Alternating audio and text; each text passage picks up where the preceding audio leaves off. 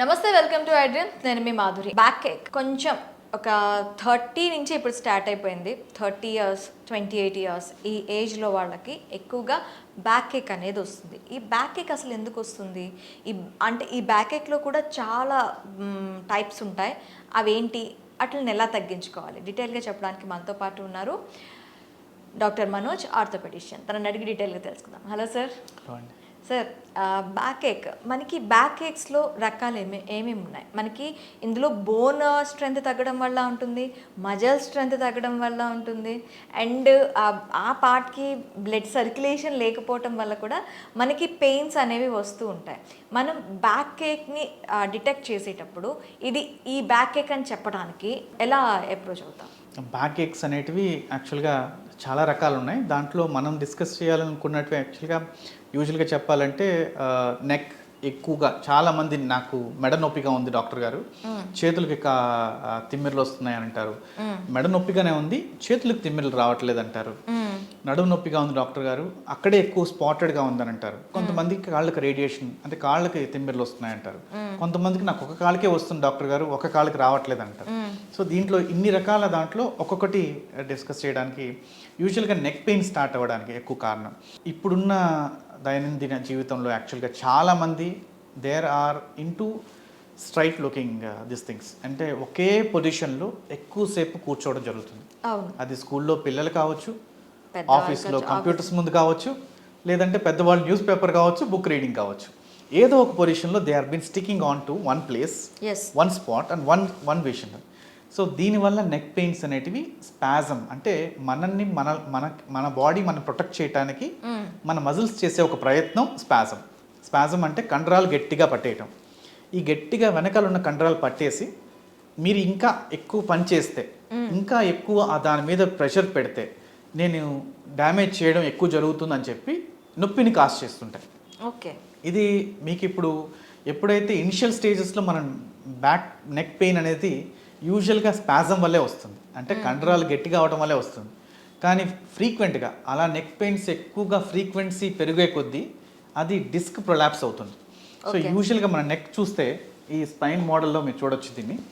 So ఇది neck ఇలా ఈ కర్వేచర్లో నెక్ ఉంటుంది. మీరు స్పైన్ చూస్తే నెక్స్ట్ ఇంకా కూడా ఎస్ షేప్లో కర్వేచర్ ఉంటుంది. మొత్తం స్పైన్ ఈ విధంగా ఉంటుంది. యాక్చువల్గా ఇలాంటి షేప్ ఉండటం ఇప్పుడు ఒక 20% పీపుల్లోనే చూస్తున్నాం. మిగతా 80% పీపుల్లో షేప్ అవుట్ అవుతుంది. ఎందుకనంటే ఎవ్రీబడి, ఈవెన్ చిన్న పిల్లల దగ్గర నుండి స్కూల్లో కూర్చొని లేదా బ్యాగులు మోసి కావచ్చు, లేదంటే ఒకే చైర్లో కూర్చొని వీళ్ళు కావచ్చు, ఈ షేప్ స్ట్రైట్ అయిపోతున్నాయి. ఇది రిపీటెడ్గా స్పాజమ్స్ వచ్చి ఈ విధంగా రెడ్ కలర్లో డిస్క్లు బల్జ్ అవటం. ఎప్పుడైతే ఈ విధంగా రెడ్ కలర్లో డిస్క్ బల్జ్ అవుతుందో వాళ్ళకి ఈ నరం, అంటే వెనకాల వచ్చి నరం తగ్గి నరం తాకిన తర్వాత కిందకి లాగటం జరుగుతుంది. యూజువల్గా ఈ నరాలు ఎప్పుడైతే ఎలా పనిచేస్తాయంటే, ఎప్పుడైనా మన కరెంట్ వైర్ తీసుకుంటే ఎలా అయితే దాని మీద ప్లాస్టిక్ కోటింగ్ ఉంటుందో, అలాగే నవ్ మీద ఒక మైలిన్ షీట్ అనే కోటింగ్ ఉంటుంది. అది మనం టచ్ చేసినా, ఎంత తోసినా, ఏం చేసినా కూడా అది ఏమీ రియాక్ట్ అవ్వదు. ఎప్పుడైతే దాని మీద ఉన్న కోటింగ్ని క్లియర్ చేస్తామో, మనం దాన్ని ఎక్కువగా టచ్ చేసి దాన్ని క్లియర్ చేస్తాము, లోపల ఉన్న కాపర్ వైర్ ఎలాంటిదంటే దాన్ని టచ్ చేస్తే షాక్ కొడుతుంది. ఎలక్ట్రిసిటీ వైర్లో కాపర్ వైర్ని టచ్ చేస్తే ఎలా షాక్ కొడుతుందో, ఇలా దీంట్లో మైలిన్ షీట్లు లోపల ఉన్న లేయర్ని టచ్ చేస్తే కింద కాలు దాకా షాక్ రావటం, లేదా చేతుల దాకా తిమ్మిర్లు రావటం, ఇలాంటివన్నీ జరిగేది ఈ మైలిన్ షీట్ పోవటం వల్ల. సో దాన్ని మేము ఫస్ట్ ఇనిషియల్గా గుర్తించి దాన్ని ఎలాంటి మైలిన్ షీట్ని రీఫార్మ్ చేయడం చేస్తాం. డిస్క్ని లోపల తీసుకెళ్ళటం సాధ్యం కాదు, కానీ మైలిన్ షీట్ రీఫార్మ్ చేయటం సాధ్యం. డిస్క్ని కొంత స్ప్లిట్ చేయటం, అంటే కొంత సైడ్కి జరపడం, సైడ్కి జరిగేటట్టుగా చూసుకోవటం, కొంత డిస్పోజ్ అవటం, అంటే ఒకే చోట ఎక్కువగా కాకుండా మూమెంట్స్ ద్వారా దీంట్లో డిస్పోజ్ అవ్వడం జరుగుతుంది. సో ఎప్పుడైతే ఈ పెయిన్స్, ఈ స్పాజమ్స్ ఇవన్నీ ఎక్కువ అవుతుంటాయో డిస్క్ మీద పడి డిస్క్ బల్జ్ అయ్యి నరానికి తగిలి చేతికి తిమ్మిర్లు రావటం అనేది ఎక్కువ మందిలో చూస్తుంటాం. సో దీనికి ఎక్కువగా ఏంటంటే ఒకే ప్లేస్లో కూర్చొని ఒకేసారి చూడటం. సో వాళ్ళకి మేము అడ్వైస్ ఏం చేస్తానంటే, చిన్నపిల్లలు కావచ్చు, ఏదైనా కావచ్చు, ఒక చిన్నపిల్లలు స్కూల్లో అయితే క్లాస్ అవ్వగానే మీరు కూర్చున్న ప్లేస్ నుంచి లేవంటాం, అన్నీ తిరగమంటాం. యూజువల్గా చిన్నపిల్లలు చాలా తక్కువ మంది చూస్తుంటాం, but very rare we see that, but ఖచ్చితంగా చూస్తున్నాం. వాళ్ళకి న్యూట్రిషన్ తగ్గింది అనుకోండి, అలాంటి వాళ్ళు ఎక్కువ మందిలో చూస్తున్నాం. మిడిల్ ఏజ్ పీపుల్ అయితే it's is more people. Middle age పీపుల్లో 80% of people has been there.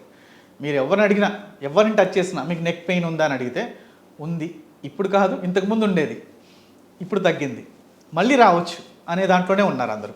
So ఇది రాకుండా చూసుకోవడానికి మెయిన్గా వాళ్ళ ఉన్న పోస్చర్ని చేంజ్ చేసుకుంటూ రావటం ఇంపార్టెంట్. ఓకే, మీరు నా సైడ్ చూస్తున్నారు అనుకోండి, మీరు నా సైడ్ చూస్తున్నంతసేపు 90 degrees చూస్తున్నారు. మీరు పొజిషన్ని చేంజ్ చేయాలి. అంటే పైకి చూడటమో, లేదంటే కింద బుక్ చూడటమో, లేదంటే ఫోన్ చూడటమో, లేదంటే డిఫరెంట్ పొజిషన్స్ని చేంజ్ చేస్తూ ఉండాలి. ఇలా డిఫరెంట్ పొజిషన్ని చేంజ్ చేయకపోతుంటే వాళ్ళు ఆ స్పాజం గురవటం, ఆ డిస్క్ ప్రొలాప్స్ అవ్వడం ఖచ్చితంగా జరుగుతుంది. ఈ రోజు కాకపోయినా రేపు జరుగుతుంది. ఓకే. సో ఈ నెక్ పెయిన్స్ గురించి తీసుకోవాల్సిన జాగ్రత్తలు, ఇలాంటి జాగ్రత్తలు తీసుకోవటం చాలా ఇంపార్టెంట్. సిస్టమ్ని హైట్ కూడా వాళ్ళు ఐబ్రో లెవెల్కి సిస్టమ్ హైట్ పెట్టుకోవాలి. ఓకే. అండ్ స్కూల్లో బోర్డుని చూసేటప్పుడు వాళ్ళు 90 degrees కాకుండా 100 degreesలోను 110 degreesలో చూస్తుంటారు. కింద బెంచెస్ ఉంటాయి, పైన స్కూల్ బోర్డు ఉంటుంది, కొంత పైన స్కూల్ బోర్డు ఉంటుంది. అది మళ్ళీ కిందకి తీసుకురావటం, బుక్లో రాసుకోవడం జరుగుతుంది. మళ్ళీ 30 degreesకి వచ్చి చూస్తారు. సో 30 degrees, 90, మళ్ళీ 110 అలా చేంజ్ చేస్తూ ఉంటే వాళ్ళకి ఏం కాదు. ఒకే చోట ఎక్కువసేపు చూడటం, ఒకవేళ సిస్టమ్ ముందు కూర్చోబెట్టి ఏదైనా ప్లే చేయటం కానీ అలా చేస్తుంటే, ఇలా రిపీటెడ్గా రోజుల తరబడి చేస్తుంటే వాళ్ళకి ఆల్రెడీ ఏదైనా చిన్న ప్రాబ్లం ఉంటే ఖచ్చితంగా వాళ్ళకి ఈ నెక్ పెయిన్స్ అనేటివి పిల్లల్లో చూస్తూ ఉంటాం. ఓకే. సో ఇవి రాకుండా ఉండాలి అంటే ఏం చేయాలి అంటే వాళ్ళకి ఖచ్చితంగా వాళ్ళ పోస్చర్ చేంజ్ అనేది చాలా ఇంపార్టెంట్. పిల్లలకి న్యూట్రిషన్ చాలా ఇంపార్టెంట్. వాళ్ళు ఎంత న్యూట్రిషన్ ఇచ్చినా అంతే ఫాస్ట్గా డ్రైన్ చేస్తారు దాన్ని. సో ఆడటమో, లేదంటే వాళ్ళు తిరగటమో, వాళ్ళు తిరిగేంత స్టెప్స్, చాలామంది 10,000 steps అంటారు, వాళ్ళు 20,000 steps వేస్తారు రోజు. సో అంత స్టెప్స్ వేయగలిగే కెపాసిటీ చిన్నపిల్లల్లో ఉంది. వేసినా ఇంకా ఎనర్జెటిక్గానే ఉంటారు వాళ్ళు. సో మనం ఇచ్చే ఫుడ్ వాళ్ళకి సరిపోయేది అంత కాదు యాక్చువల్గా. సో వాళ్ళు న్యూట్రిషన్ డ్రైన్ చేసే వాళ్ళు ఉంటారు. చాలా తక్కువ మంది, 5%, 95% పీపుల్ అలాగే ఉంటారు. 5% పీపుల్ మాత్రం చేంజెస్ ఉంటాయి. అబ్నార్మల్ వెయిట్ గెయిన్ అవుతారు. జెనెటికల్ క్యారెక్టర్స్ వల్ల కొంతమంది వెయిట్ గెయిన్ అవుతుంటారు, కొంతమందికి బోన్ వీక్నెస్ ఉంటుంది. చాలా ఇలాంటివి చూసిన వాళ్ళు కొంతమంది ముందే గమనించి, పేరెంట్స్, అమ్మ నాన్న కావచ్చు, వాళ్ళు ఎప్పుడైనా దాన్ని ఇది చేసి ముందే గమనించి దానికన్నా గుర్తించగలిగితే, నెక్ పెయిన్ వస్తుందని గుర్తించగలిగితే, నెక్ స్ట్రెయిన్ అవుతుందని గుర్తించగలిగితే వాళ్ళకి తొందరగా తీసుకురావటం, వాళ్ళని చూపించడం, హాస్పిటల్లోకి చూపించడం, దాన్ని బట్టి ట్రీట్మెంట్ స్టార్ట్ చేయడం, వాళ్ళకి డి విటమిన్ ఇవ్వడం కావచ్చు, లేదా స్ట్రెంథనింగ్ ఎక్సర్సైజెస్ ఉంటాయి కొన్ని, వాళ్ళు రెగ్యులర్గా చేసే స్ట్రెంథనింగ్ ఎక్సర్సైజెస్ కూడా చేసుకోవచ్చు. అంటే వాళ్ళు రెగ్యులర్గా ప్లేయింగ్లోనే స్ట్రెంథనింగ్ అవుతూ ఉంటుంది, వాళ్ళు ఆడే ప్లేయింగ్లో కానీ దీంట్లో కానీ. సో అలా దాన్ని చేయటం. And D vitamin combined with calcium syrups ఇవ్వటం, దీనివల్ల కొంత బెటర్గా చూసుకోవడం జరుగుతుంది. కానీ రెస్ట్ అనేది తీసుకోవటం వల్ల కొంత స్పాజం అనేది తగ్గుతుంది. ఓకే, ఇది అంతా అయిపోయింది. ఒకవేళ వచ్చిన వాళ్ళు ఏం చేయాలంట? ఆల్రెడీ డిటెక్ట్ అయింది నెక్ పెయిన్స్ కానీ బ్యాక్ ఏక్స్ కానీ ఎక్కువగా డిటెక్ట్ అయిన వాళ్ళు ఏం చేయాలి అంటారు? So neck pain and back pain already detect అయ్యి అండ్ వాళ్ళకి ఆల్రెడీ ఈ డిస్క్ ప్రొలాప్స్ అనేది ఉంది అని తెలిసిన తర్వాత ఖచ్చితంగా వాళ్ళు తీసుకోవాల్సిన జాగ్రత్తలు, ఎక్కువ టైం ఒకేసారి స్క్రీన్ ముందు కూర్చోకుండా ప్రతి 45 minutesకి పొజిషన్ చేంజ్ చేస్తూ రావాలి. అలా చేంజ్ చేయకపోతే నెక్స్ట్ స్టేజ్, అంటే ఫస్ట్, సెకండ్, థర్డ్, ఫోర్త్ అని స్టేజెస్ ఉంటాయి. ఈ ఫస్ట్ స్టేజ్లో ఉన్నారా, సెకండ్ స్టేజ్లో ఉన్నారా, థర్డ్ స్టేజ్లో, ఫోర్త్ స్టేజ్లో ఉన్నారా అనేది ఎంఆర్ఐ స్కాన్ ద్వారా తెలుస్తుంది. ఓకే. ఈ ఎంఆర్ఐ స్కాన్ తెలిసిన తర్వాత వాళ్ళ స్టేజ్ని బట్టి వాళ్ళకి చెప్తారు ముందే, మీరు ఈ పనిని చేయగలరు, ఈ పనిని ఇంతసేపు చేయగలరు, మీరు దీన్ని చేంజ్ చేస్తూ రావాలి అని చెప్తూ ఉంటారు. ఇది ఎప్పుడైతే మీరు చెప్తూ ఉంటారో దానివల్ల బెటర్మెంట్ అవుతూ ఉంటుంది మనకి. సో ఆ స్పాజమ్స్ అనేవి తగ్గుతూ ఉంటాయి. మీరు చేసే పనిలో ఎక్కువ టైం చేయగలరు, ఎక్కువ రోజులు కూడా ఈ పని చేసుకోగలరు. ఇది వితౌట్ ట్రీట్మెంట్ చేయగలిగేది. మీరు ఒక లైఫ్ స్టైల్ చేంజ్ చేసుకోవటం. లైఫ్ స్టైల్ చేంజ్ చేసుకోలేని వాళ్ళు ఆల్రెడీ థర్డ్ స్టేజ్లో ఉంది, ఫోర్త్ స్టేజ్లో ఉంది. సో అలాంటి వాళ్ళు ఏం చేయాలంటే, థర్డ్ స్టేజ్లో ఉండే వాళ్ళు ఈ డిస్క్ని బల్జ్ అయ్యి ఆ నవ్వుని టచ్ కాకుండా, ఈ తిమ్మిళ్ళు రాకుండా టాబ్లెట్స్ ఉన్నాయి అండ్ ఇంజెక్షన్స్ ఉన్నాయి. ఇవి తీసుకుంటూ over a period of time isometric strengthening exercises అని ఉంటాయి. ఓకే.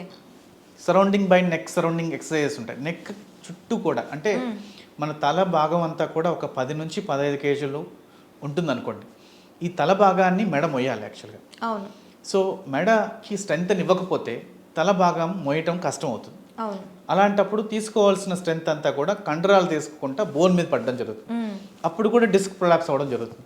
సో స్ట్రెంత్ కానీ మీరు ఇవ్వగలిగితే, చుట్టూ ఉన్న కండరాలకి స్ట్రెంత్ ఇవ్వగలిగితే ఆ మెడ తలను మోయగలిగే శక్తిని సంపాదించుకుంటుంది. ఎప్పుడైతే సంపాదించుకుంటుందో మీ ప్రాబ్లం అనేది ఒక 50% తగ్గినట్టే దాదాపు. ఓకే. దాని తర్వాత మీరు చేసే ఈ స్ట్రెంథనింగ్ ఆఫ్ యువర్ బోన్ కానీ, అంటే కాల్షియమ్స్ కానీ లేదంటే మైక్రో మినరల్స్ కానీ తీసుకోవటం వల్ల ఈ స్ట్రెంథన్ అవ్వటం వల్ల కొంత మీకు దాన్ని చేంజెస్ ఉంటాయి. అయితే డిస్క్ బల్జెస్కి మనకి ఆపరేషన్స్ కూడా ఉంటాయి. ఇది ఏ స్టేజ్లో ఆపరేషన్ వరకు వెళ్తారంటారు? ఈ ఆపరేషన్ ఎంతవరకు సేఫ్? యా, సో యూజువల్గా థర్డ్ అండ్ ఫోర్త్ స్టేజెస్లో యూజువల్గా థర్డ్ స్టేజ్లోనే చాలా వరకు చేతులు తిమ్మిర్లు వస్తున్నాయంటారు. ఫోర్త్ స్టేజ్లో అయితే చేసినా చేయకపోయినా అసలు చేయి భాగం లేవటం కూడా కష్టంగా ఉంటుంది. సో ఆ స్టేజ్లో అక్కడ థర్డ్ అండ్ ఫోర్త్ స్టేజ్లోకి వెళ్ళకముందే సర్జరీ అనేది చాలా ఇంపార్టెంట్. డిస్క్ బల్జ్ అయ్యి నరాన్ని టచ్ చేసి నలుపుతున్నప్పుడు, నరాన్ని డ్యామేజ్ చేస్తున్నప్పుడు ఆ టైంలో ఇంకా దానికోసం వెయిట్ చేయడం అనేది కరెక్ట్ కాదు. దీనికి యాంటీరియర్ ఫ్యూజన్ అనేది చేస్తారు యాక్చువల్గా. దీనికి సర్వైకల్ సర్జరీ అనేది ముందు నుంచి వెళ్ళి ఈ భాగాలన్నింటినీ ఓపెన్ చేసి రక్తనాళాలన్నింటినీ పక్కకు తీసి ఆ కరెక్ట్గా నెక్ ఏదైతే ఉందో అక్కడ డిస్క్ బల్జ్ అయ్యేదో ఆ డిస్క్ని తీయడం జరుగుతుంది. ఓకే. ఎక్కడైతే ఆ బల్జ్ ఉందో ఆ డిస్క్ తీయడం చేస్తే ఆ నరువు మీద ఉన్న ప్రెషర్ అనేది తగ్గిపోతుంది. అది ఎంత తొందరగా తగ్గుతుందంటే చేసిన వెంటనే రిలీఫ్ వెంటనే వస్తుంది. చాలా ఒక 2 వారాల్లోనే వాళ్ళకి, సార్ నాకు చేయి మీద చాలా ఉండేది, ఈ తిమ్మిర్లన్నీ తగ్గిపోయాయి, బరువు అంతా ఉండేది, బరువు అంతా తగ్గిపోయిందని అంటారు. దానికి కారణం నరువు మీద ఉన్న ప్రెషర్ని తగ్గించడం అవుతాం. ఇది సేఫా ఇది కాదా అని అంటే యాక్చువల్గా ఎవ్రీ సర్జరీ అనేది లాస్ట్ స్టేజ్ అంటాం ఎప్పుడు కూడా. ఇంకా వేరే ఏ దారి లేనప్పుడు సర్జరీ వరకు వెళ్తారు. ఎస్, ఇంకా మనం ఉన్న ట్రయల్స్ అన్నిటినీ చేసి ఖచ్చితంగా దాని మీద ఉన్న చూసుకొని last stage surgery. But last stage అని కంప్లీట్గా డ్యామేజ్ పూర్తిగా అయిన తర్వాత వస్తే కూడా నర్వ్ కట్ అయిపోయి స్టేజ్కి వచ్చిన తర్వాత దాన్ని రికవర్ చేయడం చాలా కష్టం అండి. చాలా కష్టం, రాకపోవచ్చు కూడా. సో మీరు థర్డ్ అండ్ ఫోర్త్ స్టేజ్లో ఉన్నప్పుడే డాక్టర్ గారు గుర్తించినప్పుడే మీరు దాని గురించి మీ వర్క్లో దాని సేఫ్ సైడ్ తీసుకోలేనప్పుడు better go to surgery and fusion. Fusion అనే ఒక చిన్న ప్లేట్ పెట్టి దానికి పైన స్క్రూ ఫిక్స్ చేసి కింద స్క్రూ ఫిక్స్ చేస్తారు. దీనివల్ల మళ్ళీ ఆ డిస్క్ని తీసేసిన డిస్క్ దగ్గర మళ్ళీ కొలాప్స్ కాకుండా దాన్ని అలాగే ఉండేటట్టుగా, ఆ బోన్ 2 అలాగే ఉండేటట్టుగా దాన్ని ఫ్యూజన్ చేస్తారు. ఇవి నౌ-ఏ-డేస్ ఇస్ వెరీ రెగ్యులర్, చాలా రెగ్యులర్గా చేస్తున్నారు. Success rates is are more than 95% are success rate. ఎందుకంటే ఇది తీసుకునే జాగ్రత్తలను బట్టే సక్సెస్ రేట్ అనేది 100% కూడా ఉంటుంది ఖచ్చితంగా. అయితే డాక్టర్, ఈ మధ్య కాలంలో కైరోప్రాక్టిక్ అని ఒక ప్రాక్టీస్ ఎక్కువగా వింటున్నాం. ఈ కైరోప్రాక్టిక్ వల్ల మనకి మనకి మ్యాక్సిమం ఈ కైరోప్రాక్టిక్ కూడా మనకి బ్యాక్ సంబంధించే బ్యాక్ స్ట్రెంథనింగ్ కోసం అని చెప్తున్నారు. ఇది ఎంతవరకు మనకి రిలీఫ్ ఇస్తుంది? ఒకవేళ ఇది కాకుండా మనకి ఇంకా ఏమైనా ఉన్నాయా? సో ఈ కైరోప్రాక్టిక్ అనేది యాక్చువల్గా ది జాయింట్స్ని, ఏదైనా స్టిఫ్గా ఉన్న జాయింట్స్ని మనం వేళ్ళు ఎట్లయితే విరిస్తే సౌండ్ వస్తాయో, అంటే ఏ జాయింట్లో అయినా కొంత స్ట్రెస్కి గురైనప్పుడు నైట్రస్ ఆక్సైడ్ అనే ఒక గ్యాస్ రిలీజ్ అవుతుంది. ఎప్పుడైతే ఆ గ్యాస్ రిలీజ్ అవుతుందో అది ఎప్పుడైతే ఒక బబుల్ లాగా ఫామ్ అవుతుంది, అంత బబుల్ లాగా ఫామ్ అయ్యి ఒక బబుల్ని చివరాఖరికి అంటే మనం ఇట్లా ప్రెషర్ చేసి స్క్వీజ్ చేసి ఆ బబుల్లో వచ్చేటట్టు చేసి దాన్ని బర్స్ట్ అయ్యేటట్టు చేస్తున్నాం.